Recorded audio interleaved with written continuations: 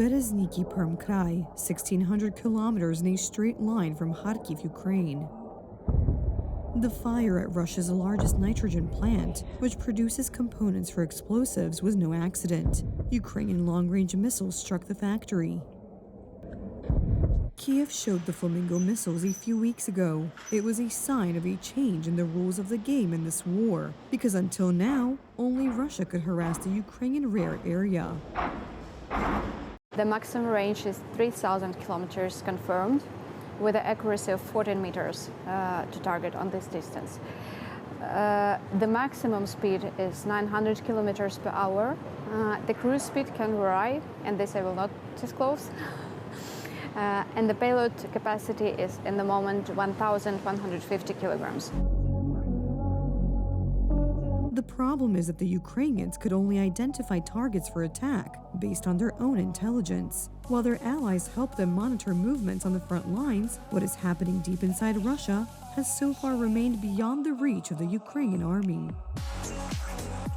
However, this is about to change. As revealed by the Wall Street Journal, the White House has given the green light to share intelligence, including satellite imagery of the entire Russian Federation, with the Ukrainian army.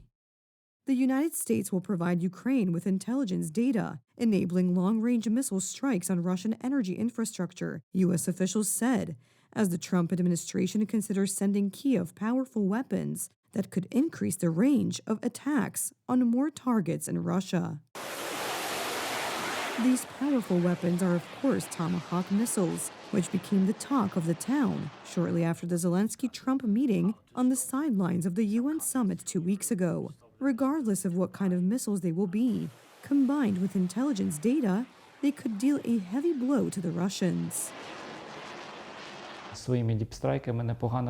We did well to crush the Russian oil industry with our deep strikes. Now they are forced to import gasoline. They have a gasoline deficit, so we can raise the stakes and finish the job with more precise strikes, or start working on the companies that supply the Russian armed forces. The Kremlin's reactions are the best evidence of how serious a change in the situation, not so much on the front itself as in the Russian model of warfare such strikes can be. From downplaying the information, through offers of talks with the Americans and Kiev, to threats of escalation against all those involved in helping Ukraine, including, of course, Poland. Putin himself discussed, among other things, the history of Polish-Soviet relations and the alleged mistakes by Polish politicians who did not agree to Germany's concessions in 1939. There was also a lot about Europe, the United States, and the fact that he is not the one to blame for anything bad. All this took place within the framework of the Valdai Club, Putin's revived discussion club, which a decade ago also attracted Polish politicians.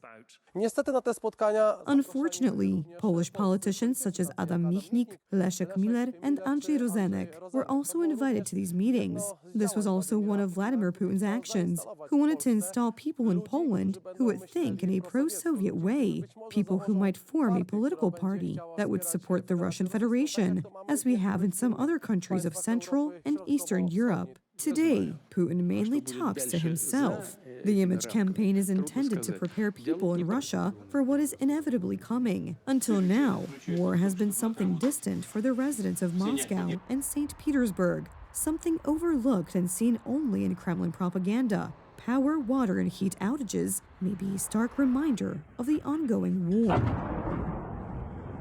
At the same time, Russia continues to test its opponent. After Denmark and Norway, groups of drones have now been observed in Germany and Belgium. In Munich, air traffic was suspended for several hours because of this, while in Elsenborn, a dozen or so drones flew over a Belgian military base. According to European services, everything indicates that this is a coordinated action to test response mechanisms.